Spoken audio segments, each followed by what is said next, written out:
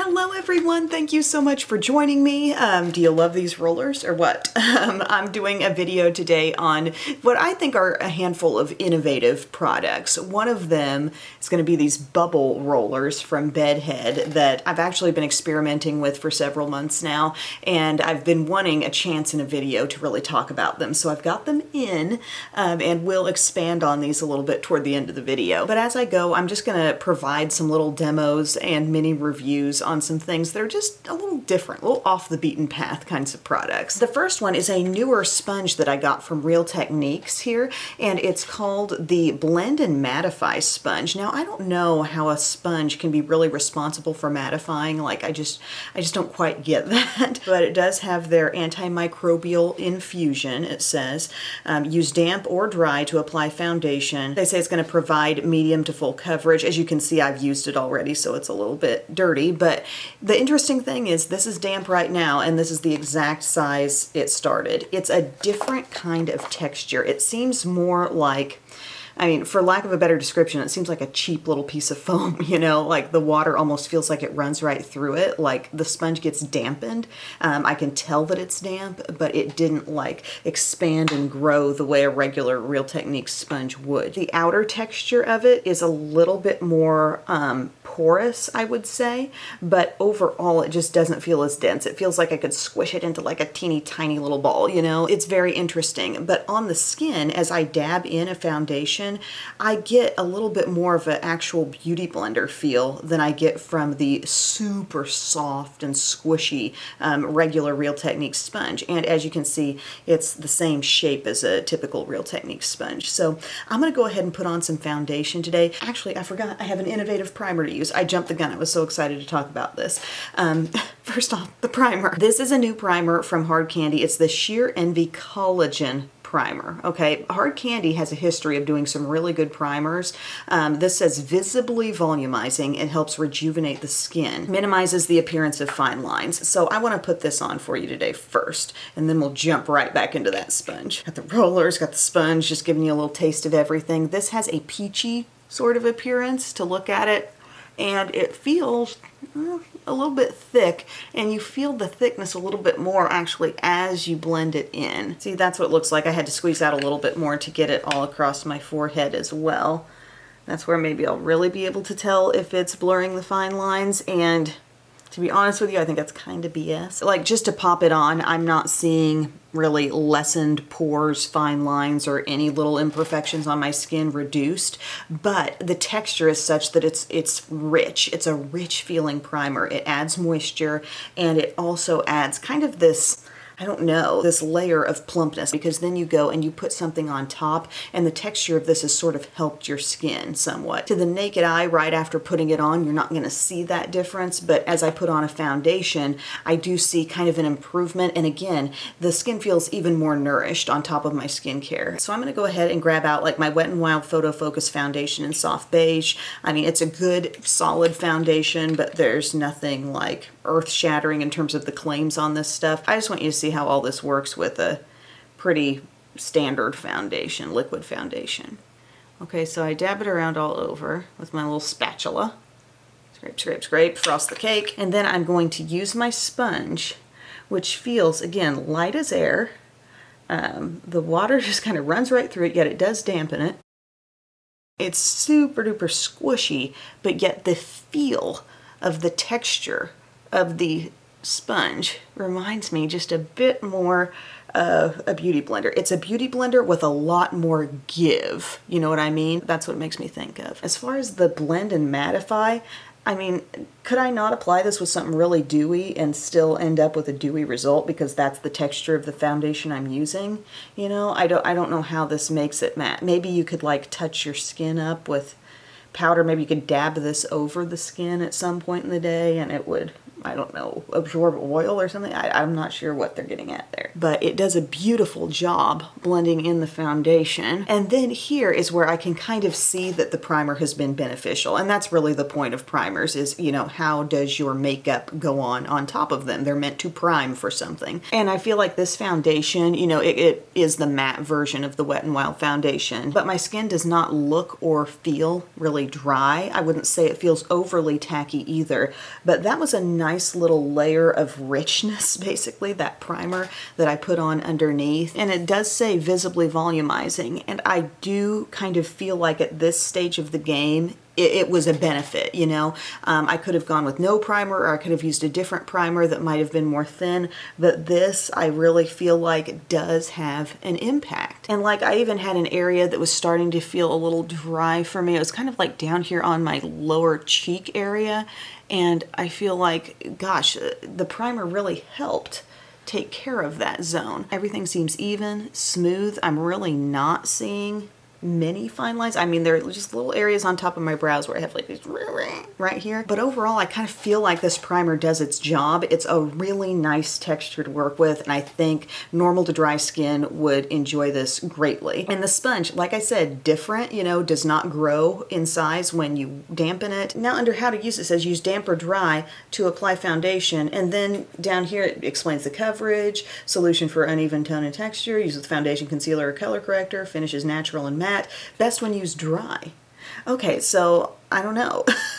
I thought it was fantastic when used damp, but maybe I would get even more of a mattifying effect. I don't know if I used it dry, but I still think this sponge did great. It has a feeling on the outside that reminds me, again, more of a beauty blender, but it's not as dense. It's like really, really lightweight. And frankly, it doesn't even feel all that wet anymore. That's interesting. It dries out quickly. It doesn't hold the moisture as long. So I feel like I was probably working with a barely damp sponge. It just doesn't suck it in the way other sponges do. Anyway, it's interesting, it's different, I like it, and these are both products that I'll be keeping in my mix. Now the next one I want to talk about is this little concealing palette from Flower Beauty. You may have seen this on Ulta's website. Really pretty packaging. I like what Flower does there. But this is called the Red Carpet Secret Eye Bright Palette, and it's got multiple steps in here, including one of those little like cooling eye roller things. Like you could use this on its own. You could put this, what they say to do is put it into the primer,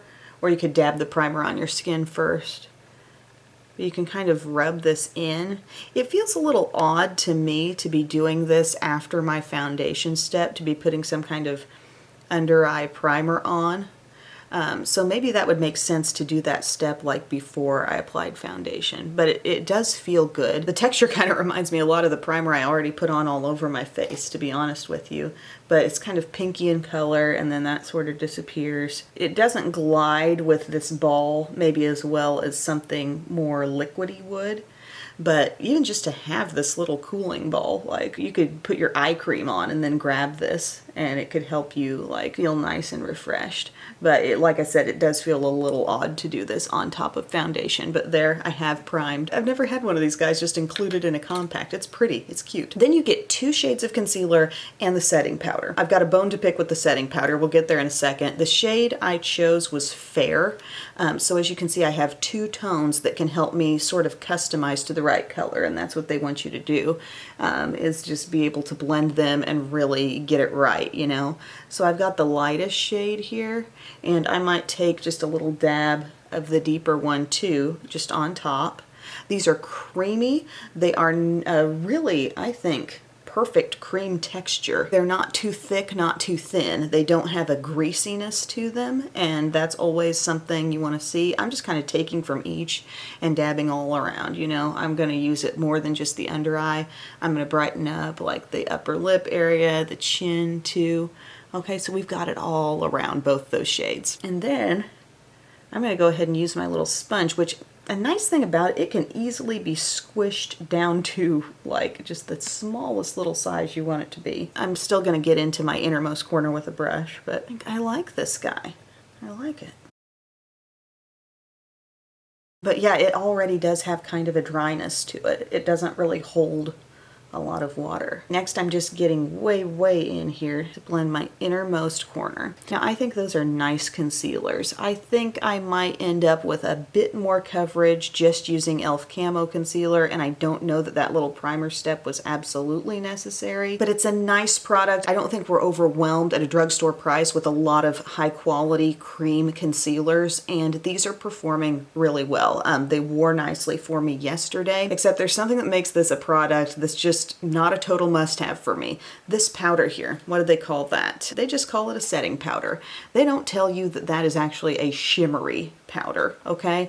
I'm not into putting shimmer on my under eye area. And I did it yesterday without even swatching it first. See the sheen on that stuff? It's like a highlighter. And the other day I just thought, oh, I'm sure this is just like a translucent powder. And I patted it on with my e.l.f. small tapered brush and I'm like, whoa.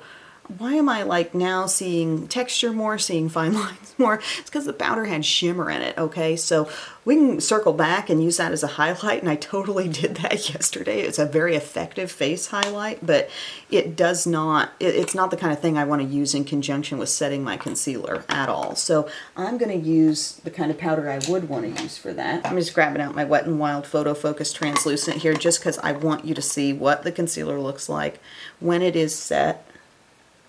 I'm sorry, I'm just not even willing to put the highlighter under my, right directly under my eyes. But this perfects even more, like a mattifying powder on top of the creams, okay?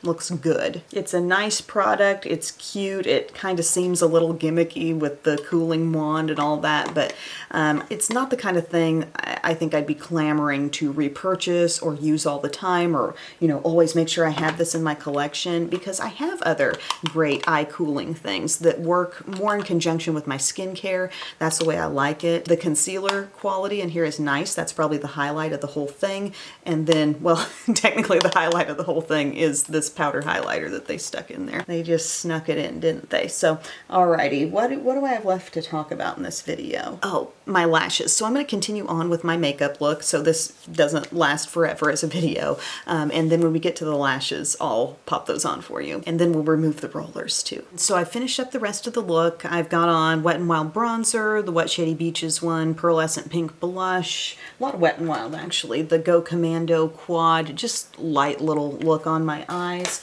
On my lips, I'm wearing the Luster Glass lipstick from MAC in the shade Business Casual. Love that name. And then while I'd experienced, like, you know, the concealer and the hair rollers and all that stuff before, I've been using and playing with that stuff, we are going to see the effects of this Ardell Lash Contour False Lash together, okay? They also give you an adhesive here that's like an eyeliner. Now, I'm kind of sensitive to certain adhesives, so I'm actually going to be using my Esquito glue that I get from Amazon. It just seems to work really well for me and doesn't irritate. But just know, if you're interested, they want you to apply 2 coats of this adhesive eyeliner, and then you can pop your lashes on while the liner is still semi-wet, it says. But you see the idea with this? There's more length and thickness in the middle of this false lash, and it says dramatic eye-opening effect. So I've already got my mascara on. My lashes have been curled. You are getting 2 pairs of these lashes in here, and it's the 370 style that I'll be working with today. So I'm going to carefully get those off of the packaging, and then I'm going to peel away any adhesive that was holding the lashes to the packaging, because that in itself can be very irritating to our eyes, and we might not even realize that that's a possible cause, but I've kind of come to terms with the fact that it is. There's not too much on these lashes, but they don't have a lot of shape once you take them off. Look, normally Ardell lashes have a real nice curve.